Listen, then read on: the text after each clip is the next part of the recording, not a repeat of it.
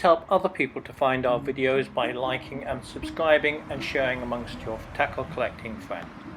Hello, my name is Clive Edwards and this is a short video by the Richard Wheatley Museum on the Wheatley-Kilroy Patent Fly Box. This box started life in 1935 and continued up to the Second World War.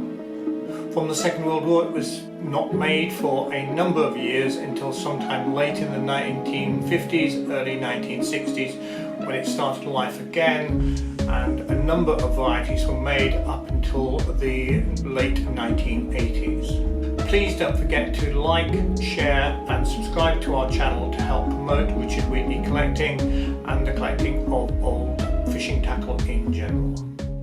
The patent for the Wheatley-Kilroy Patented Fly Box was granted in 1934.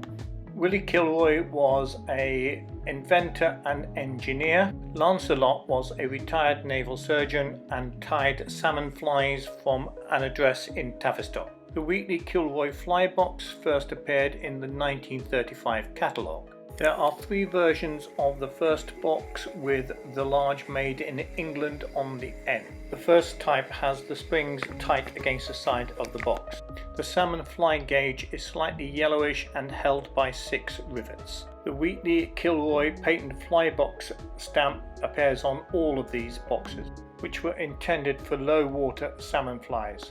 It soon became apparent that there was an error in the design of the box, as it did not allow salmon fly with tails to be carried. The top spring was therefore dropped by about ½ an inch. We do not have one of these boxes in our collection, but if you see one, the salmon fly gauge is still held by 6 rivets. The third interior design has the top fly holder dropped and the bottom one held on posts. This box is unusually marked with a lozenge logo on the lid and a large Made in England on the base, and sold by Alex Martin. It appears that Kilroy boxes were not sold by Richard Wheatley during the Second World War and did not appear back into the catalogue until the late 1950s, early 1960s. The third type of this box had an instructional vignette impressed into the bottom of the box. This box was formerly the property of the Kenyard family who leased the River Langer in Iceland and bears the mark of the retailer Edgar Harrison, Queen Street in Exeter.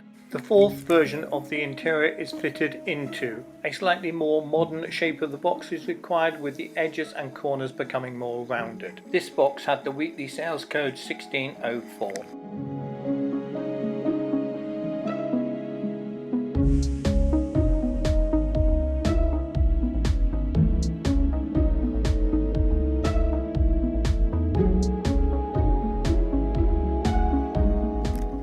F272 with 4 springs mounted into a 3-inch box, which became 1305 in the renumbering.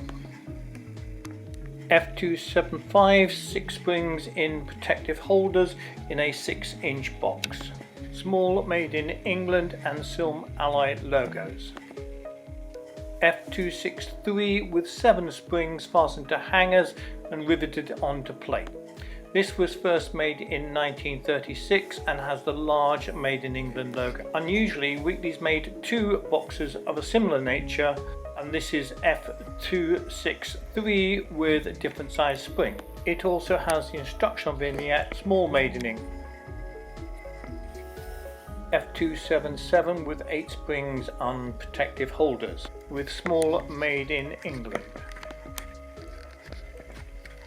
F273 has 8 springs with similar protective holders, a tweezer loop and tweezers, and a carborundum stone for sharpening the hooks.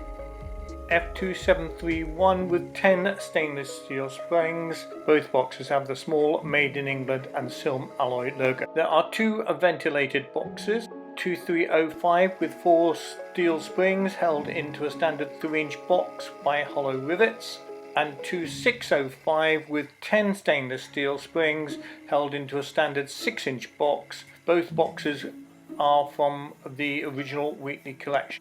Specials which don't appear in the catalogue and are made for a single client.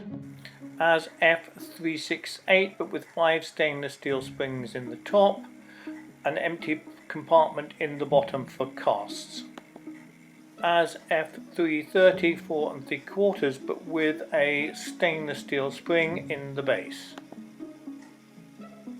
Aluminium boxes with transparent tops are dealt with in a separate video.